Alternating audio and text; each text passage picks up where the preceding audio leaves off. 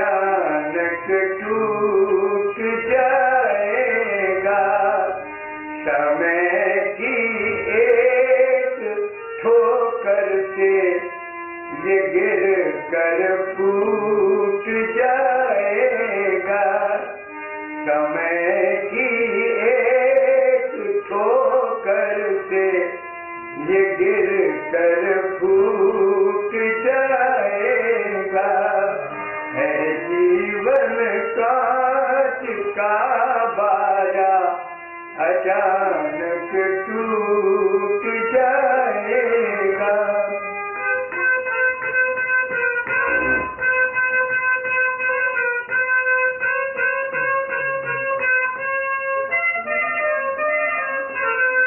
कुदरत की उस शक्ति ने देखा ना जिसे किसी ने, खुद गैबी थी हस्ती ने बनाया इसको। जोड़ा है 7 करीने, लगाए 9 महीने, जलकर 9 द्वार नगीने, सजाया इसको। कोई गुरु पीर वाला ही इसे स्वर में बजाएगा। है जीवन कांच का बाजा, अचानक टूट जाएगा। समय की एक ठोकर से ये गिर कर फूट जाएगा। इस बाजे का क्या कहना, 2 नाक कान 2 नैना, दांतों के मोती गहना, श्रृंगार है इसके। है जीभ सुरीली मैना और रोम करोड़ों बैना, श्वासों का चलते रहना ये तार है इसके। बजेगा तार में तोला ज़मीं करतार आएगा।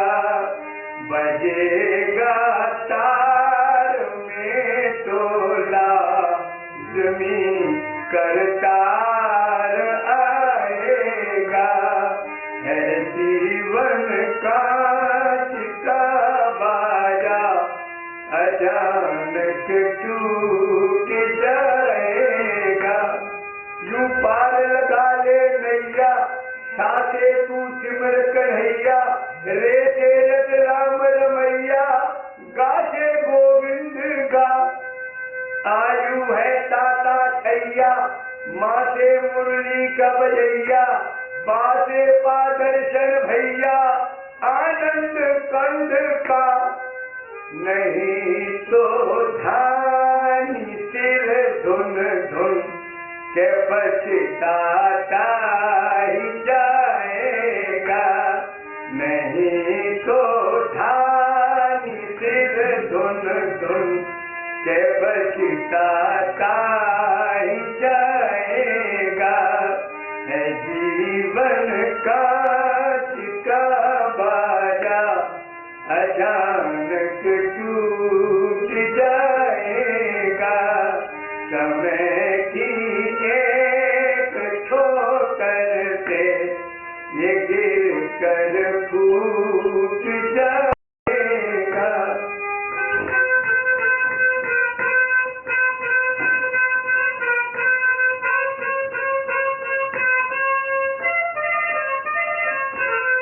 हाँ, 7 सुरें हो सकती और तार बजे उल्फत की, और गत हो सत्संगत की फिर शान से बजा। सुर हो सबकी इज्जत की, लय हो जग की खिदमत की, मस्ती हो किसी भगत की जी जान से बजा। जो गुरु पूछेगा गुरुओं से तो गुरु गोविंद पाएगा। जो गुरु पूछेगा गुरुओं से तो गुरु गोविंद पाएगा। है जीवन कांच का बाजा,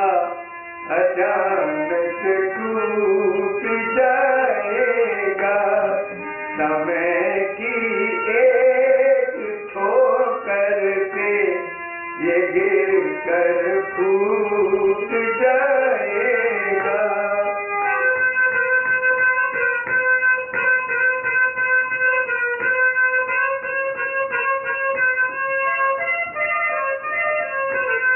हर प्राणी की प्रीतों से, ऋषियों की उन रीतों से, अमृत में संगीतों से उड़कर इसको।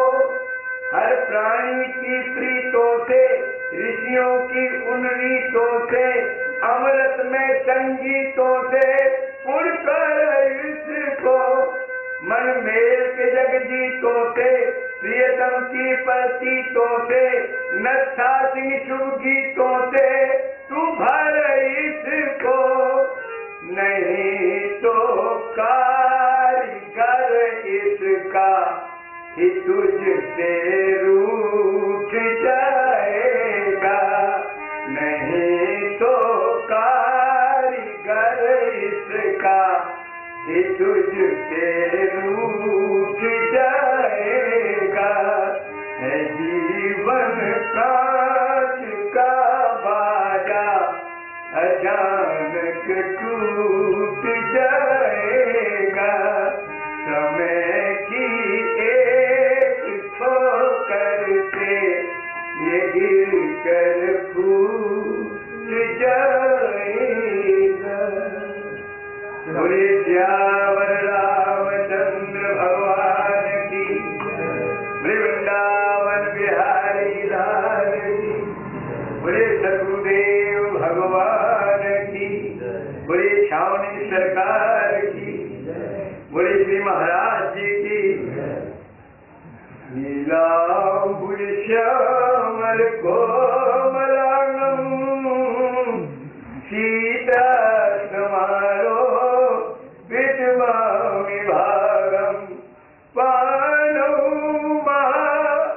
सायक चारु चापं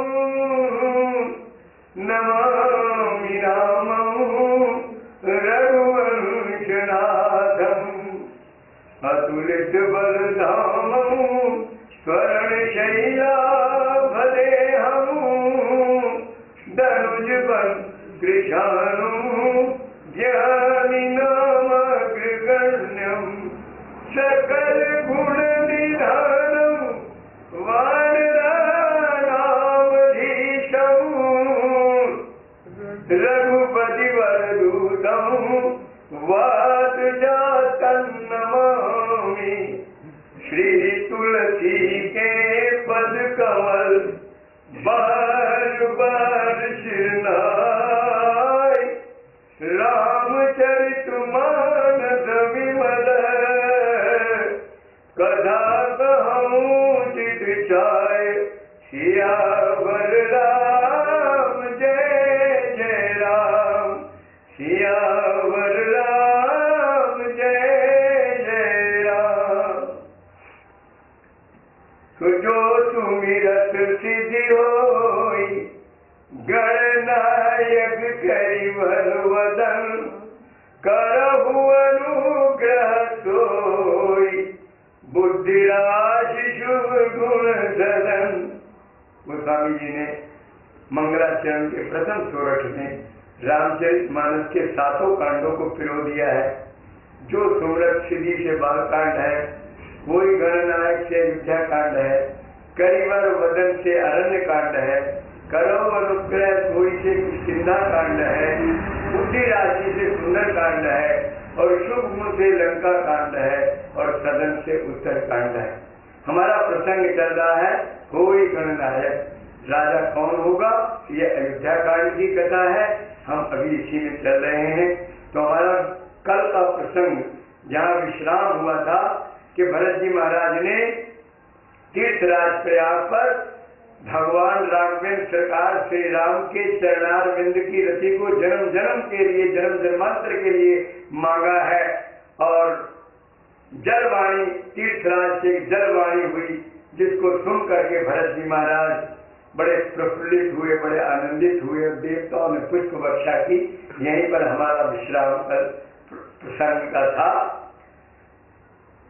तो तन पुलकित ही हर्ष सुनी, बेनी बचन अनुकूल, भरत धन्य कही धन्य सुर, हर्षित बरसई फूल, सियावर राम जय जय राम। हाथ क्या है कि भरत जी महाराज की प्रशंसा में पुष्प वर्षा हुई, सबने धन्य धन्य किया। अब जरा आगे चलते हैं। तो प्रमुदित तीरथ राज निवासी, बैखानत बटु कपि उदासी।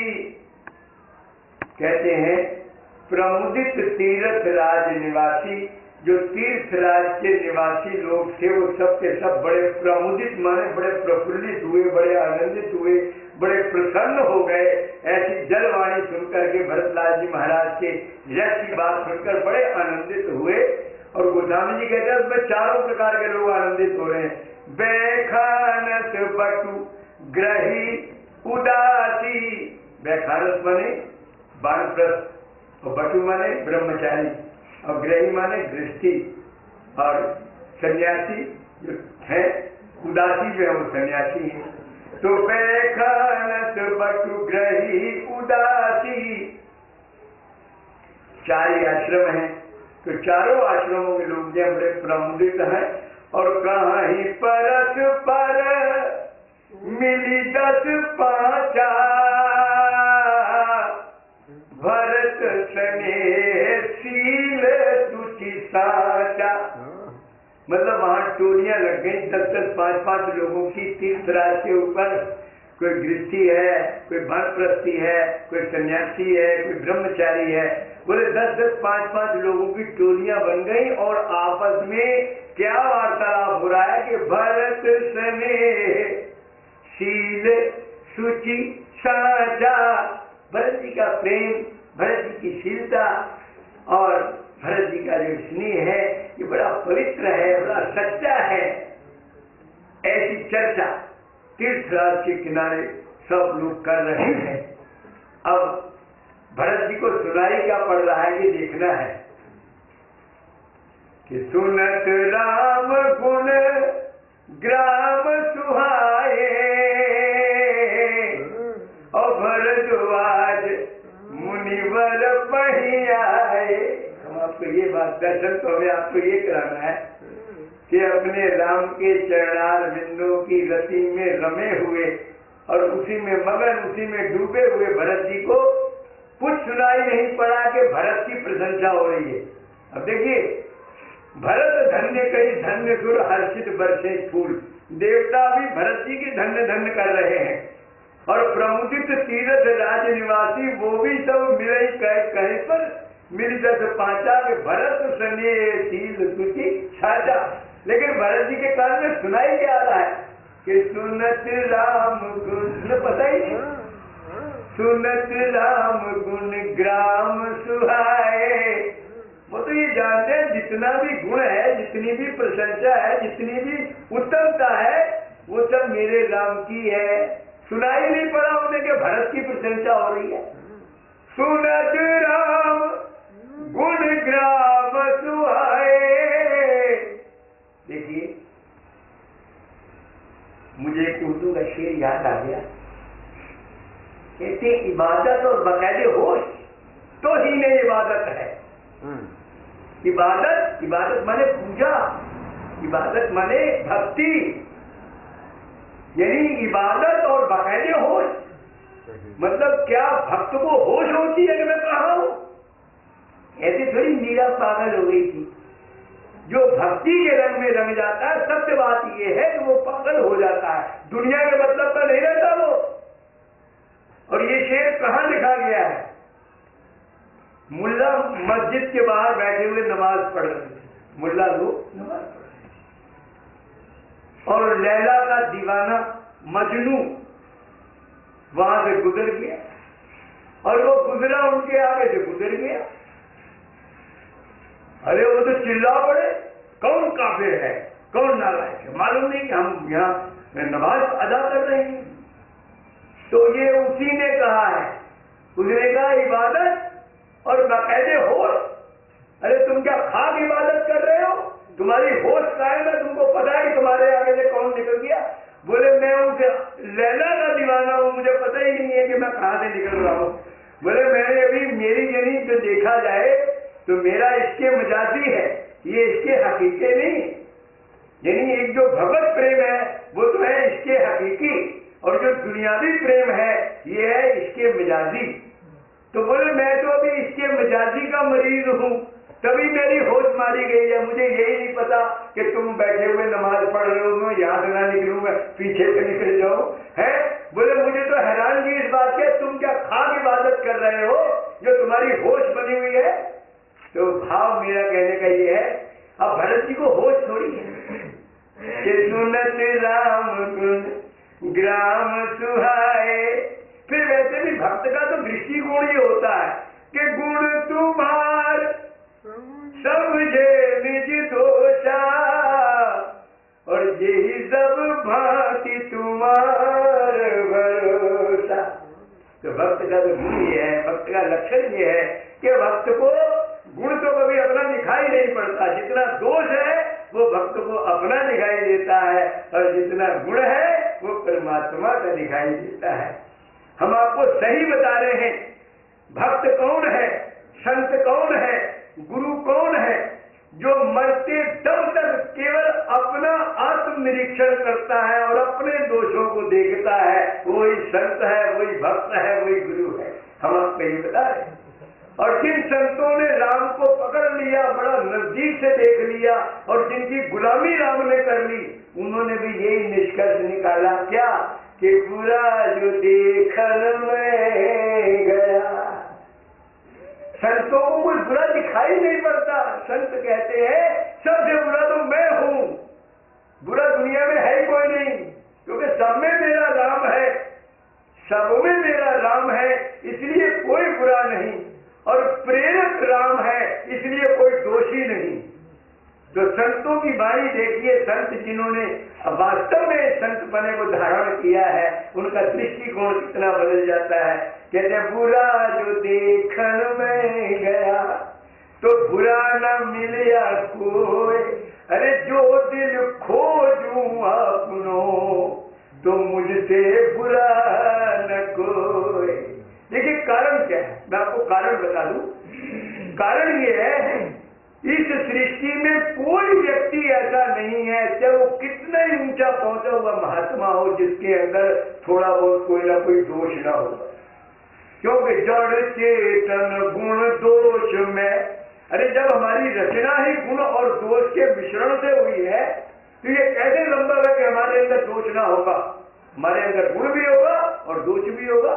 जड़ चेतन गुण दोष में विश्व कीन करतार, तो हम भी तो उस विश्व के अंग है जो करतार ने हमें बनाया है।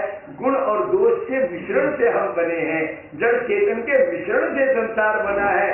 तो भैया हम कोई न्यारे थोड़ी, हम भी उसी में। इसलिए मैं ये कहना चाहता हूँ, कितने ऊंची क्वालिटी का संत क्यों ना हो, गुरु क्यों ना हो, लेकिन कहीं ना कहीं कोई ना कोई ड्राइवर दोष तो उसमें भी होगा। इसलिए संत असली वही है जो मरने से एक क्षण पहले भी अपने दोषों का विवेचन करता है। मरने से एक क्षण पहले भी हम अपने ही दोषों का विवेचन कर रहे हो, तभी हमारे अंदर संतता है। क्षमा करें, यही संत का गुण है, यही संत का लक्षण है। अब हमारे भरत श्री का कोई संत होगा? अब उन्हें गुण किनका दिखाई दे रहा है? सुनत राम गुण, और गुण वहां पर डंका बज रहा भरत के गुणों का, लेकिन उनको सुनाई क्या पड़ रहा है। और आप एक बात और देखें, यानी इस चौपाई के और इस चौपाई के बीच में कोई पंक्ति नहीं है। ये भी आपको मैं बता दूं, जो मैंने चौपाई आपको सुनाई है कि कहीं परत पर मिली 10 पांचा, और भरत स्नेह शील तुझी साचा।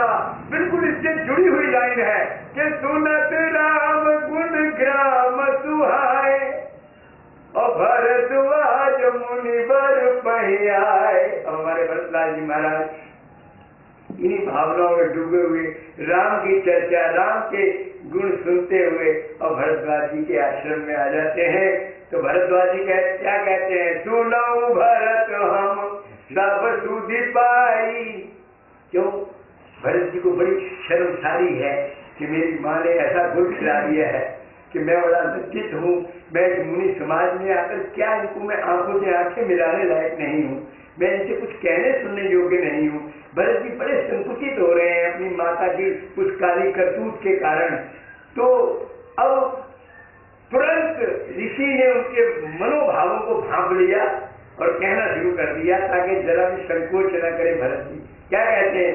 सुनहु भरत हम सब सुधि पाई और विधि कर तब पर कछु न बसाई, और तुम गलानी जिय जनि करहु और समझी मातु कर तूत, तात के कई दोष नहीं गई गिरामती धूति सियावर राम जय जय राम। उन्होंने कहा कि हे प्यारे, हमने सारी खबर लगा ली है, तुम्हारी माँ का भी दोष नहीं है, तुम्हारा भी कोई दोष नहीं है।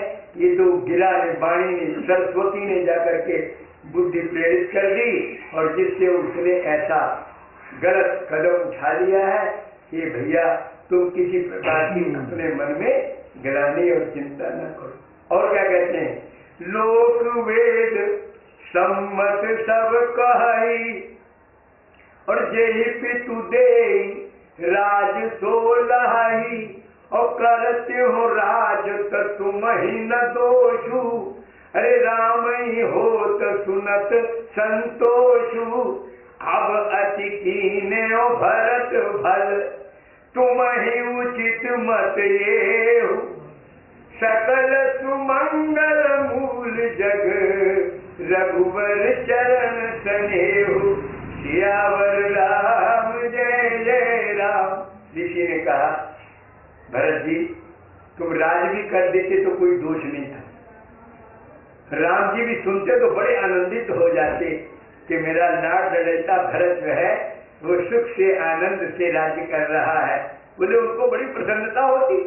बोले हाँ, लेकिन फिर भी हमारे धर्माचार्यों के अनुसार, हमारे वेद शास्त्रों के अनुसार, ग्रंथों और संतों के अनुसार, बोले जो प्रभु के चरणार बिंद की रति है वो इससे भी ज्यादा उत्तम है। तुम राज करते तब भी कोई दोष नहीं तुम्हारे ऊपर, लेकिन बोले तुमने बहुत ही अच्छा किया कि अब अति कीन्यो भरत भल। हे भरत जी तुमने अब ज्यादा अच्छा कर लिया है, वो भी अच्छा था लेकिन अब जो तुमने किया ये और अधिक अच्छा है। अब अति कीन्यो भरत भल और तुम ही उचित मत ये, आपके लिए उचित बात यही थी जो आपने की है। क्यों? सकल सुमंगल मूल जग रघुबर चरण सने। बोले इस संसार में सारे मंगलों की जो मूल है, जो चल है, वो राम जी के चरणार बिंदु का अनुराग है और तुम उसी अनुराग में चले आ रहे हो, इसलिए तुमने जो किया बड़ा उत्तम किया है, बड़ा अच्छा किया है। और ऋषि क्या कहते हैं? सही बात तो ये है कि भरत जी का मूल्यांकन, अगर आप सही सही बात पूछते हैं तो भरत जी का मूल्यांकन राम जी और सीता जी को छोड़ के कोई नहीं कर। ये भरत जी ने स्वयं कह दिया, भरत जी के शब्द है कि परिहरि सिय राम जग माही, को न कहि मोर मत नाही।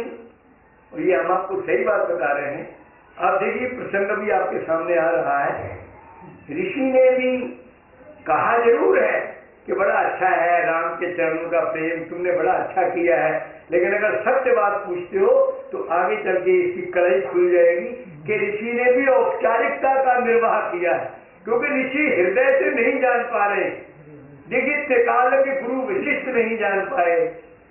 और अब भरत जी ने तो यहाँ तक कह दिया कि राम जी और सीता जी को छोड़कर कोई मुझे जान ही नहीं सका और कोई मेरे को पहचान नहीं सका, मेरे को दो नहीं पहचाना है, या राम जी ने या जगत जननी जगदम्बा सीता ने, और कोई नहीं मुझे पहचान। आपको मालूम है लक्ष्मण जी कितने लाल पीले हो जाते हैं, आप लोग तो बड़े प्रबुद्ध वर्ग है, तो लक्ष्मण जी बताइए उनसे ज्यादा दूर कौन होगा?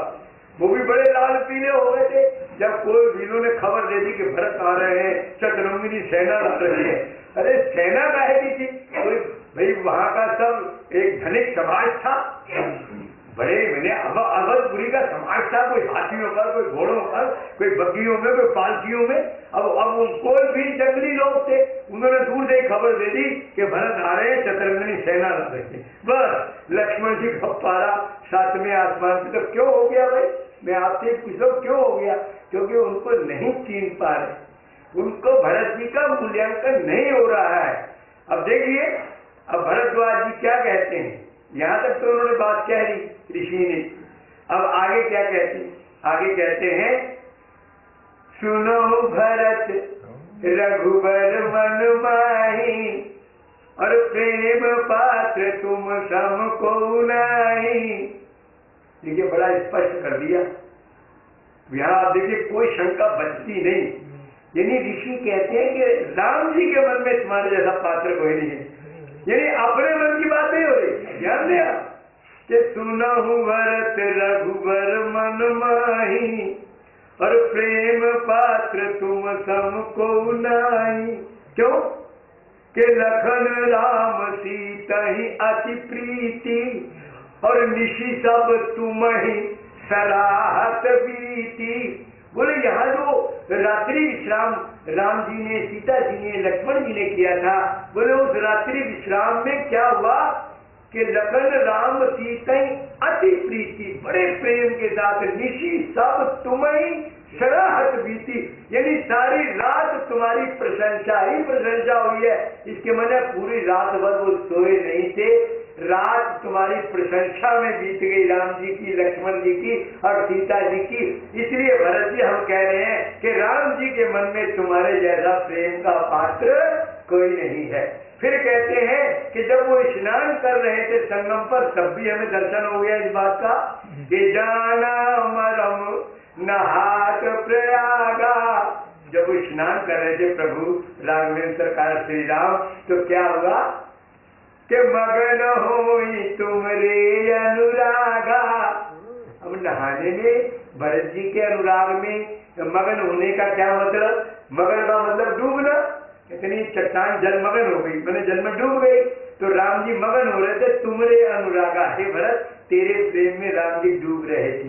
कैसे डूब रहे थे? ऐसा है, एक विधि विधान होता है तीर्थ पर स्नान करने का, जो संकल्प किया जाता है, तो उसमें मतलब जम्बू द्वीप पे भरत खंडे, तो जब भरत का नाम आया, बोले राम जी को सुध नहीं रही, राम जी को सुध न रही। स्नान का संकल्प करते हुए जहाँ तुम्हारा नाम आता था वो डूब जाते थे, उनको पता नहीं रहता कि मैं कहाँ हूँ, क्या हूँ, मुझे क्या करने आया हूँ। तो ये स्थिति हमने आंखों से नोट की है कि जाना मरम नहात प्रयागा, के मगन हुई तुम्हारे अनुरागा। वो डूब जाते थे राम जी तेरे प्रेम के अंदर, प्यार के अंदर। हे भरत जी हम क्या बताएं? अब ऋषि ने तो यहाँ तक प्रमाणित कर दिया कि तुम पर यश स्नेह रघुवर के। अब ये ऋषि ने जो देखा आंखों से वो बता रहे हैं, तुम पर यश स्नेह रघुवर के, सुख जीवन जग जग जड़ नर के। ध्यान उपमा क्या दे रहे हैं? यानी भरत जी के प्रेम की उपमा किस तरीके से दी जा रही है? कहते हैं कि हे भैया, तेरे ऊपर राम जी का इतना प्रेम है, इतना स्नेह है, जैसे किसी जड़ व्यक्ति का, जैसे किसी मूर्ख व्यक्ति का इस सुखी जीवन के ऊपर, सुखी शरीर पर प्रेम होता है। क्योंकि जो जड़ जीव है, जिसे मालूम नहीं कि शरीर से क्या लेना देना। अरे साधना का ताल्लुक तो आपके हृदय से है, मन से है, अंतःकरण से है, शरीर से थोड़ी है। शरीर तुम्हारा सुखी रहे या दुखी रहे, लेकिन जो साधक है वो शरीर के सुख दुख को महत्व नहीं देता, लेकिन शरीर के सुख दुख को महत्व कौन देता है? जड़ व्यक्ति। इसीलिए उपमा क्या दी कि सुख जीवन जग जग जड़ नर के। बोले जैसे कोई जड़ व्यक्ति, मूर्ख व्यक्ति इस केवल सुख से जीने को ही सारा कुछ समझता है, बोले इसी तरह से राम जी सारा कुछ तुम्हें ही समझते हैं। राम का सार सर्वस्व तुम ही हो। अब आप बताइए, तुम्हारे ऊपर इतना प्रेम है राम जी का, जैसे किसी मूर्ख व्यक्ति का शरीर के साथ प्रेम होता है। अब आप अंदाजा ने राम जी को मूर्खता में खड़ा कर दिया। राम जी के लिए, उस प्रभु के लिए शब्द ये दे दिया कि जैसे कोई मूर्ख व्यक्ति शरीर के साथ स्नेह रखता है, भरत राम जी का स्नेह तुम्हारे साथ कितना है। क्योंकि ऋषि जी ने नोट किया, भगवान वहां विश्राम किए, स्नान किए, तो उनके हाव भाव से, क्रिया प्रतिक्रिया से जो उन्होंने मार्क किया, जो नोट किया, वो बता रहे हैं। तो भैया वो कहते कहते ऋषि ने भी शब्द तो ये उच्चारण कर दिया कि तुम तो भरत। अब देखिए, अब कहते हैं मोर मत। अभी तक कहा था कि राम जी के लिए तुम ऐसे हो, अब क्या कहते हैं कि तुम तो भरत मोर मत हो। अब अपनी सलाह भी कहते हैं कि मेरी भी राय यही बन गई है, क्योंकि जब इतनी बात मैंने देख ली, सुन ली, समझ ली, तब मेरी भी राय बन गई है कि तुम तो भरत मोर मत हो, ये धरे देह जन राम स्नेहु। बोले मुझे ये लगता है कि तुम भरत तो कुछ नहीं हो, तुम तो राम का इतने ही शरीर धारण करके मेरे सामने आ गए हो। कितने गदगद हो रहे हैं ऋषि, कितने निहाल हो रहे हैं। और क्या कहते हैं कि नव विदु विमल तात यश तोरा, और रघुवर किंकर कुमद चकोरा। नव विदु विमल तात यश तोरा। कहते हैं प्यारे, तेरा जो यश है ना, ये नव विदु, नया नया चंद्रमा, और वो भी कैसा है, विमल। नव विदु विमल, एक नव कहा है मैंने नया नया उगता हुआ, और एक विमल मैंने बड़ा निर्मल उज्जवल। तो नव विदु विमल तात यश तोरा। ये भैया तेरा यश चंद्र है, बड़ा नया नया, बड़ा निर्मल, बड़ा उज्जवल चंद्रमा है। और रघुबर किंकर कुमद चकोरा। देखिए, वैसे तो कहते हैं कि चंद्रमा सबके लिए सुखदायी है, लेकिन इन दो को ज्यादा आनंद देता है। सज्जन कुमद चकोर चित हित विशेष बड़ा। बोले चंद्रमा वैसे सबके लिए लाभकारी है, लेकिन इनका विशेष हित करता है कुमद और चकोर। और वही ऋषि कह रहे हैं कि नव विदु विमल तात यश तोरा, कि रघुबर किंकर, जो राम किंकर हैं, जो प्रभु राम के भक्त हैं, सेवक हैं, दीवाने हैं, वो कौन है, कुमद चकोरा। मतलब जैसे कुमद और चकोर चंद्रमा को देख करके इतने निहाल हो जाते हैं, गदगद हो जाते हैं, आप में से बाहर हो जाते हैं, अरे उनको अपने शरीर की सुध बुध भूल जाती है। कहते हैं चकोर की स्थिति ये है कि चकोर जिस समय चंद्रमा निकलता है और उसने उधर टकटकी लगाई, और लगाने के बाद जैसे चंद्रमा पूरब से पश्चिम दिशा की ओर आता है, अरे उसकी गर्दन ही ऐसे दूरी हो जाती है, हो जाती है। यानी उसे इतना सा वियोग भी बर्दाश्त नहीं है कि चंद्रमा इधर से इधर है तो वो अपना मुंह यूं घुमा लेना।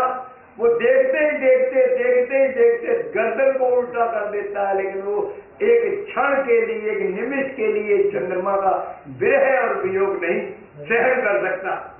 कवियों ने तो यहाँ तक कहा है कि चित दे देखी चकोर त्यों, और तीजे भजे न भूख, चिन्हगी चुगे अंगार की, और चुगे की चंद मयूर। कवियों का बड़ा दिव्य विवेचन है। कवि कहते हैं, आप चित्त देख करके इस बात को विचार करके देखो तो सही कि चकोर की दो ही चीजों से भूख जाती है, चकोर तीसरी चीज नहीं खाता। चित्त दे देखी चकोर त्यों, तीजे भजे न भूख। तीसरी चीज से चकोर की भूख कभी भी नहीं जाती। तो बोले वो दो चीजें क्या है, चिन्हगी चुगे अंगार की। अरे गरम गरम कोयले अंगारे जलते हुए खाता है। कब? जब अमावस होती है, जब उसे चंद्रमा दिखाई नहीं पड़ता है तो वो अंगारे खा लेता है, कोयले खाता है अंगीठी के जलते हुए, और या फिर चंद्रमा की अमृत रस पान करता है। चिन्हगी चुगे अंगार की, चुगे चंद्रमयुग, चंद्रमयुग माने चंद्रमा का अमृत, चंद्रमा की किरणों। तो या तो वो चंद्र की किरणें पान करता है, और जब चंद्र की किरणें उपलब्ध नहीं होती है सृष्टि में, तो उस समय वो गरम गरम शोले, गरम गरम अंगारे खा जाता है। भला क्यों खाता है? क्यों खाता है? इसलिए खाता है कि मेरा शरीर जल जाए, और जब ये जल जाएगा तो ये मृतक शरीर की जो विभूति है ये भोले बाबा लगाते हैं। मुर्दे की लाश को कौन लगाते हैं? भोले बाबा लगाते हैं। और भोले बाबा के तो मस्तक पर ही मेरा प्रीतम मिल जाएगा। बोले अभी तो मुझे बड़ी दूर से देखना पड़ता है, और जब के पिया से मिलू विभूति बन, का भाव क्या है कि मैं अपने प्रियतम से विभूति बन के मिल जाऊंगा। बोले अगर चंद्रमा की किरणें नहीं रहेंगी तो वो अंगारे खाने शुरू कर देता है, और इसके अलावा तीसरी चीज खाता नहीं। मजे की बात ये है, प्राणांत कर देता है अपने प्रियतम के वियोग में, विरह में। तो भाव हमारा क्या है कि रघुबर किंकर कुमद चकोरा, कुमद का पूर्वी रात्रि में चंद्रमा को देखकर विकसित होता है। तो ऋषि कह रहे हैं कि हे भरतलाल, तुम्हारा जो यश चंद्र है इतना निर्मल है, इतना उज्जवल है, इतना दीप्यमान है कि उससे जो राम जी के भक्त हैं वो तो कुमुद और चकोर की तरह आनंदित होते हैं तेरे यश चंद्र से। और क्या कहते हैं? उदित सदा, बोले वो चंद्रमा जो है ना आकाश वाला, वो सदा नहीं उदित होता, वो तो दिन में तो दिखाई नहीं पड़ता वो। और ये कैसा है? उदित सदा अथई कबहूना, ये कभी अस्त होता ही नहीं। हे भरत, जो तेरा यश चंद्र है ये कभी अस्त नहीं होता है, ये तो सदैव उगा रहता है। और घटई न जग नभ दिन दिन दूना, बोले वो चंद्रमा तो पूरा हो जाता है फिर घटना शुरू हो जाता है? पहले तो मावस के बाद पड़वा, और पड़वा से वो पूर्णिमा तक बढ़ता जाता है, लेकिन पूर्णिमा के बाद फिर घटना जाता है। बोले इसमें क्या स्थिति है कि निशी दिन, इसमें कहते हैं उदित सदा अथई कबहूना, घटई न जग नभ दिन दिन दूना। बोले ये तो दिन दूना रात चौगुना बढ़ता ही जाता है, बढ़ता ही जाता है, ये कभी घटता तो है ही नहीं। और कोक तिलोक प्रीति अति करही, अब देखिए कोक कहते हैं चकवे को, और चकवा है ना एक प्रकृति सिद्ध नियम ये है कि चकवा जो है वो रात्रि में चंद्रमा को देख के दुखी होता है। इसलिए दुखी होता है कि रात्रि में उनका विरह हो जाता है, चकवा और चकवी का विरह होता है रात्रि में। और जब सूर्य नारायण उदित होते हैं तो उनका संयोग होता है, इसलिए वो बड़े आनंदित होते हैं। अब यहाँ बड़ा सुंदर भाव ऋषि ने लिया कि कोक तिलोक, बोले जो तीनों लोग है ना, तीनों लोगों में जितने भी जीवधारी हैं वो सब क्या है? वो कोक है। कोक माने चकवा। और वो कैसे? कोक तिलोक प्रीति अति करही, बोले ये बड़ा प्यार करते हैं तेरे यश चंद्रमा से। जब तो उस चंद्रमा से दुखी है ये चकवा चकवी, उस प्राकृतिक चंद्रमा से तो दुखी है, लेकिन तेरे यश चंद्र से इनको बड़ा आनंद मिलता है। क्यों आनंद मिलता है? इसलिए आनंद मिलता है कि प्रभु प्रताप रवि छवि ही न हरई, बोले इस प्राकृतिक चंद्रमा की छवि का सूर्य नारायण हरण कर लेते हैं, लेकिन जो तेरा यश चंद्र है वो राम जी का प्रताप रूपी सूर्य तेरे चंद्रमा की छवि को हरण नहीं करता है, बल्कि और चार चांद लगा देता है। भाव क्या है कि जब चकवे को सूरज भी दिख रहा है और चंद्रमा भी दिख रहा है तो उसको कोई तकलीफ ही नहीं है, क्योंकि उसका विरह नहीं है। भाई सूर्य होता होगा तो विरह नहीं होगा। तो प्रभु प्रताप रवि, बोले भगवान का जो प्रताप रूपी सूर्य है, हे भरतलाल तेरा यश चंद्र ऐसा है कि राघवेंद्र सरकार श्री राम का प्रताप रूपी सूर्य जो है वो आपके यश की शोभा को, आपके चंद्रमा की शोभा का हरण नहीं करता, बल्कि उसको और चमका देता है। तभी तो कहा निशी दिन सुखद, बोले ये रात में भी और दिन में भी सुख देने वाला है जो तेरा यश चंद्रमा है, क्योंकि ये चंद्रमा तो केवल रात में सुख देता है, दिन में तो इसका पता ही नहीं सुख क्या देगा ही। और रात्रि में भी जो विरही होते हैं उनको छुरियां चलाता है ये चंद्रमा, उनको अच्छा नहीं लगता। जो विरही होते हैं अपने प्रेमास्पद का वियोग जिनको होता है, चंद्रमा कभी उनको अच्छा नहीं लगता। चंद्रमा केवल उनको ही अच्छा लगता है जो अपने प्रेमी और प्रीतम मिले रहते हैं, उनको तो अच्छा लगता है, लेकिन ग्रहियों को अच्छा नहीं लगता है। और बोले लेकिन ये कैसा है, निश दिन सुखद सदा सब काहू। अब देख लीजिए, ये सबको सुख देता है, चाहे कोई विरही हो और चाहे कोई संयोगी हो, सबको सुख देता है, और दिन में भी सुख देता, रात्रि में भी सुख देता है। निश दिन सुखद सदा सब काहू, और ग्रसई न कह कई कर तब राहु। बोले ऐसा है, उस चंद्रमा को तो राहु ग्रस ले जाएगा। बोले हे भरत, तुम्हारे यश रूपी चंद्रमा को कैकेयी की काली करतूत रूपी राहु टच भी नहीं कर सकता। बोले ग्रसना तो बहुत बड़ी बात है, ये बात क्यों कह रहे हैं ऋषि? इसलिए कह रहे हैं कि भरत जी महाराज बड़े सकुचाए हुए हैं अपनी माता के करतूत के कारण। तो वो ये कहते हैं कि आप ध्यान दो, अरे माता की करतूत रूपी राहु तुम्हारे इस यश चंद्रमा को छू भी नहीं सकता। ग्रसई न कह कई कर तब राहु, और पूरन राम सुप्रेम पीयूषा। बोले वो चंद्रमा जो है प्राकृतिक, उसमें माना जाता है कि इसमें अमृत है, लेकिन होता नहीं। मृत्यु लोक में अमृत कहाँ मिलेगा? हम लोग जो शरद पूनो आती है, तो शरद पूनो में खीर बना के और कोई मलाई रबड़ी खीर दूध ऊपर टांग देते हैं, छत के ऊपर रख देते हैं कि इसमें शरद पूनो की रात में अमृत इसमें पड़ेगा। तो उस खीर को बड़ा हम अमृत का प्रसाद समझ के पाते हैं सब लोग। लेकिन वो एक मतलब एक किंवदंती है, ऐसी मतलब एक धारणा है। लेकिन वहां चंद्रमा में कहाँ अमृत? इस चंद्रमा में अमृत का कोई मतलब ही नहीं। तो भाव कहने का ये है, वो ये कहते हैं कि पूरन राम सुप्रेम पीयूषा। बोले राम जी के प्रेम रूपी अमृत से ये लबरेज है, पूर्ण है, बड़ा हुआ है, छलक रहा है, इसमें इतना अमृत भरा है। उसमें तो केवल कल्पना की जाती है अमृत की, लेकिन अमृत नहीं है। लेकिन ये तो राम जी के प्रेम रूपी अमृत से छलक रहा है। पूर्ण राम सुप्रेम पीयूषा, और गुरु अपमान दोष नहीं दूषा। और उस चंद्रमा को गुरु का अपमान भी लगा है।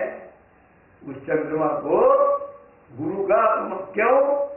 शशि गुरु तिय गामी नभुष, चढ़ो भूमि सुरजान। चंद्रमा ने गुरु पत्नी से संभोग किया था, इसलिए उसको श्राप समझ लो, दोष समझ लो। तो कहते हैं कि चंद्रमा को तो गुरु का दोष लगा हुआ उस चंद्रमा को, लेकिन गुरु अपमान दोष नहीं दूषा। हे भरत, हम क्या कहें? तुम्हारे यश चंद्र को गुरु का अपमान या गुरु का दोष या गुरु का श्राप तो क्या लगेगा? गुरु तो तुम्हारे जो है यश चंद्र के दीवाने हैं। अब आप देखिए, गुरु जी की स्थिति देख लीजिए और भरत जी के यश की स्थिति देख लीजिए आप रामचरितमानस में, कि भरत महा महिमा जल राशि, और मुनि मति ठारी तीर अबलासी। ये मुनि कौन है? ये गुरु वशिष्ठ जी है, जो भरत जी महाराज के जो कुल गुरु है, ये उनकी बात हो रही है। मुनि मति ठारी तीर अबलासी, और गाचह पार जतन ही हेरा, और पावती नाव न बोहित बेड़ा। कहते हैं आप ये समझ लीजिए, भरत महामहिमा जल राशि, भरत जी की जो महामहिमा है वो जल राशि है, माने समुंदर है। और गुरु वशिष्ठ की बुद्धि क्या है? स्त्री है। मुनिमति, मुनि की बुद्धि ठाई खड़ी, तीर माने किनारे पर, अबलासी। बोले गुरु वशिष्ठ जी की बुद्धि जो है वो उस समुंदर के किनारे खड़ी एक असहाय महिला है, और भरत जी का जो यश है वो अथाह समुद्र है। और अब वो जो अकेली महिला खड़ी है उस समुद्र के किनारे, वो पार जाना चाह रही है समुद्र को। तो गाचा है पार और जतन ही हेरा, पार जाना चाहती है, और भैया उसने सारा जतन हेर लिया, सब कुछ देख लिया, समझ लिया, लेकिन कुछ नहीं हो पा रहा, पार नहीं जा पा रही। पावती नाव न बोहित बेड़ा। तीन ही चीजें हैं, या तो बेड़ा हो, या तो जहाज, और या नाव। तो कहते हैं कुछ भी तो नहीं है, ना जहाज है और ना बेड़ा है और ना नाव है, कुछ उसको साधन नहीं मिल रहा है और वो समुद्र के किनारे खड़ी है, वो पार जाना चाहती है। इस उपमा का मतलब क्या है कि गुरु वशिष्ठ जी की बुद्धि भी भरत जी की महिमा का पार नहीं पा सकती। पार जाना चाहती है लेकिन पार नहीं पा सकती। और गुरु जी ने तो कह दिया था, यानी राम जी से कहा है गुरु जी ने चित्रकूट के प्रसंग में, आप देखिए उसमें पता है क्या कहा है। उन्होंने कहा है, गुरु जी कहते हैं राम जी से कि ते ही ते कहूं बहोरी बहोरी के भरत भगति बस भई मति मोरी। यानी मेरी बुद्धि भरत की भक्ति के बस में हो गई है, अर्थात मेरी बुद्धि ने भरत की भक्ति करनी शुरू कर दी है। तो भरत भगवान हो गए गुरु जी के लिए। सोचिए भाई, जिसके भक्त बन गए, गुरु जी कहते मैं भक्त हो गया हूँ, आज भरत की भक्ति का मैं भक्त बन चुका हूँ। तो भरत जी की भक्ति का जो भक्त हो गया, इसके माने भरत जी की भक्ति उसके भगवान हो गए। तो इतना जो निहाल है गुरु, इतना जो प्रसन्न है, उस गुरु से कोई शब्द निकलता होगा कि भरत जी कितने महान है। आप सोचिए कितना आशीर्वाद गुरु के मन से निकलता होगा, कितनी मतलब शुभ आकांक्षाएं उनके लिए निकलती होंगी। तो क्या उनको गुरु का क्या श्राप लगना है? जान लीजिए, तो वो यही तो कहते हैं कि गुरु अपमान दोष नहीं दूषा। बोले उस चंद्रमा को तो गुरु का अपमान भी लगा है, और इस तुम्हारे ये चंद्र को तो गुरु का आशीर्वाद ही आशीर्वाद है। गुरु तो कृत है, गुरु तो धन्य धन्य है। गुरु जी ने तो राम जी से कह दिया कि मैं भरत जी के इन चरित्रों को देखकर मैं आपसे बार बार ये कहता हूँ कि मेरी बुद्धि ने भरत की भक्ति स्वीकार कर ली है। तो स्थिति ये है। अब वो क्या कहते हैं, पूर्ण राम सुप्रेम पीयूषा। बोले राम का प्रेम रूपी अमृत इसमें लबरेज पूरा भरा हुआ छलक रहा है, और गुरु अपमान दोष नहीं दूषा। तो राम भगत अब अमीय अघाऊ। सोचिए, कहते हैं जहां की एक बूंद अमृत की मिल नहीं सकती आदमी को, बोले भरत जी के यश चंद्रमा से तो इतनी उपलब्धता हो गई अमृत की कि राम भगत अब अमीय अघाऊ।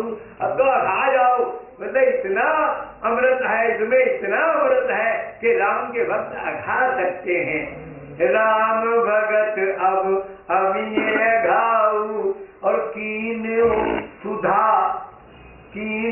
सुधा सुलभ वसुधाहु। अरे वसुधा पर सुधा सुलभ करा दिया भरत जी ने, जबकि वसुधा पर सुधा का कोई मतलब ही नहीं।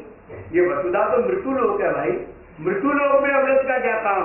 लेकिन कहते हैं भरत जी के यश चंद्र ने ये उपलब्धता करा दी है कि कीन्यो सुलभ सुधा वसुधाहु। कहने का भाव ये है कि जब ऋषि ने राम जी के गुणान गाए भरत जी के प्रति, फिर अपनी भी भावना बन गई, और अब कहाँ तक भरत जी का गुण गाते गाते आगे बढ़ गए। भरत जी ने सब बातें सुन ली और भरत जी ने कुछ कहना शुरू किया। भरत जी का स्टेटमेंट देखिए, वो क्या स्टेटमेंट देते हैं। ऋषि ने तो आते कह रहे थे ना कि सुनो भरत हम सब सुधी पाई है कि विधि कर सब पर कछु बताई, और तुम गलानी जिये जनी करो समुझी मातु कर तुम। तो भरत जी इन सब बातों का उत्तर दे रहे हैं। अभी तो ऋषि उनकी शोभा प्रशंसा करते जा रहे थे, उनका गुणगान कर रहे थे। अब भरत जी महाराज उनका उत्तर कह देते हैं, मोहि न मातु कर तब कर सोचू, और नहीं दुख जिए जग जा नहीं पोचू। पोचूवन होता बुरा। बोले ना तो मुझे, बोले ऋषि को मुझे समझा रहे हैं, बोले आपने समझा कि शायद मैं माँ की करतूत से बड़ा लज्जित हूँ। बोले ऐसा कुछ नहीं। मोहि न मातु कर तब कर सोचू, मुझे माता के कर्तव्य का लाई भर भी सोच नहीं, और नहीं दुख जिए, ना मेरे दिल में कोई दुख है कि जग जा नहीं पोचू, सारी दुनिया मुझे बुरा समझेगी। बोले मुझे इस बात का भी कोई दुख नहीं है।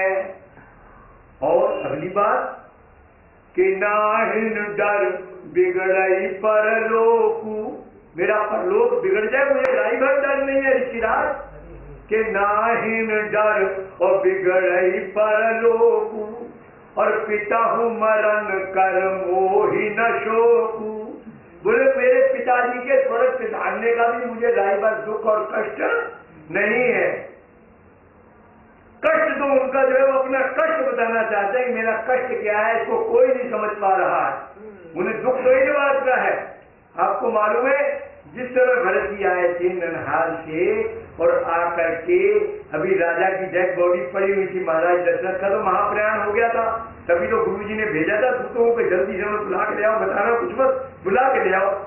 तो आप सोचिए अभी महाराज का पार्थिव शरीर जो है वो महल के अंदर था पड़ा हुआ, और क्या स्थिति है कि भरत ही बिसरे पितु मरण, सुनत राम बन गौर। आप जब सोचिए, अंदाजा लगाइए, जब आपको कोई छोटी सी खरोंच लग जाए हैं और ऊपर से आपका कोई एक्सीडेंट में कट जाए, तो आपका ध्यान कटे हुए में जाएगा, उस खरोंच में नहीं जाएगा, क्योंकि वो खरोंच जरा सी थी, जरा सी पीड़ा थी हुई उस वक्त, लेकिन जब उसके बाद बड़ी पीड़ा आ गई तो छोटी पीड़ा खत्म हो गई। तो भरत जी का यही हाल बना है। जब पहले तो पिता के लिए कहने लगे कि तात तात कहा तात पुकारी है और परे भूमि तल व्याकुल भारी, स्वामी जी ने ये भी लिखा है। जब उन्हें पता चला कि मेरे पिता स्वर्ग से डाल गए हैं तो पिताजी का नाम ले करके बेचारे पृथ्वी पर गिरे, व्याकुल भी हुए, लेकिन भरत बिसरे पितु मरण, उनको भूल ही गया कि मेरे बाप मरे हुए हैं। बताइए, जबकि अभी पार्थिव शरीर भी रखा है। आप अंदाजा लगा सकते हैं भरत जी के हृदय का, तो वो तो ये है ना कि क्यों सुनत राम बन गौर, तो राम बन गौर ने तो मानो उनके प्राण ही निकाल लिए। अब जब इतना बड़ा कष्ट सामने आ गया तो वो तुच्छ कष्ट था, पिता के सिधारने का कष्ट वो तुच्छ था, और राम जी के वन गमन का कष्ट था बहुत अधिक था, बड़ा विशाल था, जो असहनीय पीड़ा थी। वही बात यहाँ कही जा रही है, उसी बात को यहाँ पर कहा जा रहा है कि पिता हूँ मरण कर मोहि न शोकू, इसलिए दिए शोक कि राम विरह तन तज क्षण भंगु। अरे ये क्षण भंगुर शरीर है, तो क्षण भंगुर शरीर अगर छूट गया तो कोई खास बात थोड़ी है, किसी भी क्षण भंगुर हो जाना है। इसलिए तो राम विरह तन तज क्षण भंगु, तो भूप सोच कर कवन प्रसंगु। बोले राजा के मरने का तो कोई मुझे दुख है ही नहीं, फिर राम के विरह में अगर राम राम करते हुए प्राण त्याग दिया तो इस क्षण भंगुर शरीर ने नष्ट तो होना ही था, नष्ट हो गया और राम के विरह में नष्ट हुआ, इसलिए बहुत अच्छी बात है। इसलिए बोले पिताजी के मरने का मुझे दुख नहीं है, मुझे परलोक बिगड़ने का दुख नहीं है, दुनिया मुझे बुरा कहे कोई दुख नहीं है, माता मेरी मुझे मेरे लिए जो कुछ भी वो कर गई है मुझे उसका कोई दुख नहीं है। मुझे दुख क्या है, अपना दुख सुनाना चाहते हैं कि लखन राम सिंह और बिनु पग पनहि और कर मुनि बेश फिरहि बन बनहि, और अजिन बसन फल असन मही सैन जाति कुश पात, बसी तरु तर नित सातहिम आतप वर्षा बात सियावर राम जय जय राम, सियावर राम जय जय राम। बात क्या है, भरत जी कहते हैं हे ऋषिवर, तुमने जो भी मेरी तरफ से पीड़ा समझी है मुझे वो एक भी पीड़ा नहीं है, और जो मेरी पीड़ा है वो तुमने समझी नहीं है। यही जो अजीब पहेली बनी हुई है, ऋषि ने तो माता की करतूत करी और राज तुम कर लेते, ये कर लेते, ये बातें कर दी, उन्होंने औपचारिकता का निर्वाह किया है, लेकिन भरत जी कहते हैं मेरे हृदय की बात तो कोई नहीं जान पा रहा। मुझे कष्ट क्या है कि लखन राम सिय बिनु पग पनहि, राम जी लक्ष्मण जी सीता जी की ना चरण बिना पल त्राण के और जंगल के कंटकाकीर्ण मार्ग पर, कठोर मार्ग पर इतने कोमल चरण है और उसके ऊपर किस तरह से चल रहे हैं और फिर बल बल में भटक रहे हैं। और फिर क्या अजिन बसन बोले बलकर वस्त्र पहनते हैं और फल आसन और अन्न की जगह फल खाते हैं और मही शयन और पृथ्वी पर सोते हैं। दासी कुश पात पत्ते और घास बिछाकर पृथ्वी पर सोते हैं मेरे सरकार मेरे प्रभु, और अन्न की जगह फल फूल खाते हैं भैया, और बलकर वस्त्र पहनते हैं। और फिर बस इतर उतर, कोई छत भी नहीं है उनके लिए रात्रि विश्राम के लिए, वृक्ष की छाया में सोते हैं। बस इतर उतर नित सहत हिम आतप वर्षा बात, चारों चीजें मेरे प्रभु पेड़ के नीचे विश्राम करने के कारण हिम माने बर्फ और आतप माने गर्मी और वर्षा माने बरसात और बात माने वायु। बोले तेज आंधियां चले, तेज हवा और तूफान चले, वो भी प्रभु ने सहन करना है। घनघोर बारिश हो वो भी प्रभु सहन कर रहे हैं, घनघोर गर्मी हो उसे भी प्रभु सहन कर रहे हैं, और घनघोर शीत हो जाती है आजकल आप देख रहे हैं, बोले ये भी प्रभु सहन कर रहे हैं। और वृक्षों के नीचे बोले यही दुखदा दहाई दिन छाती, और भूख न बातर नींद न राती। बोले इसी दुख से मेरा कलेजा जल रहा है, इसी दुख से मैं दुखी हूँ, यही दुख है मेरे को, और कोई दुख नहीं है। यही दुख दहाई दिन छाती, तो भूख न बातर और नींद न राती, और यही कुरोग कर औषधि नाई, अरे सो देव सकल विश्व मन माई। भरत जी कहते मैंने सारे विश्व की खोज कर ली अपने मन के अंदर, और मुझे लगता नहीं कि मेरी इस बीमारी की दवाई कहीं भी दुनिया के किसी कोने में हो। बोले मेरा जो रोग है मुझे तो उसकी दवाई चाहिए, और मेरा रोग ये है कि मेरे प्रभु किस प्रकार से कष्टों को दुखों को झेल रहे हैं, चरणों में कंठ का कील मार्ग है और कहीं उनको छाया नहीं है, और पेड़ के नीचे गर्मी सर्दी बरसात जाड़ा ये सब सहन कर रहे हैं। बोले मेरे कलेजे में जो शूल चुभ रहे हैं वो तो ये है, और आप लोग सब मुझे कुछ और का और बता रहे हो। ऐसा भाव भरत जी महाराज का जब सुन लिया ना, तो ऋषि ने, अब क्या बताऊं, समय पूर्णता की ओर है, अभी विषय तो हमारा रह गया बीच में। हाँ, पूरा नहीं हो सकता है, बड़ा मुश्किल पड़ता, सही बात है। अब बाकी का जो विषय है, क्योंकि मैं आपको ये बता रहा हूँ कि वो ऋषि ने केवल औपचारिकता का यहाँ निर्वाह किया था उनको भरत जी को कहकर। अब असली बात जो आएगी फिर वो कल आपके सामने आएगी। बोले राजा रामचंद्र भगवान। अरे मुझे सीमा उल्लंघन करके आनंद नहीं है, मेरा ये नियम है कि जो सीमित बात है। अच्छा वो पंक्ति आपको मिल गई नहीं?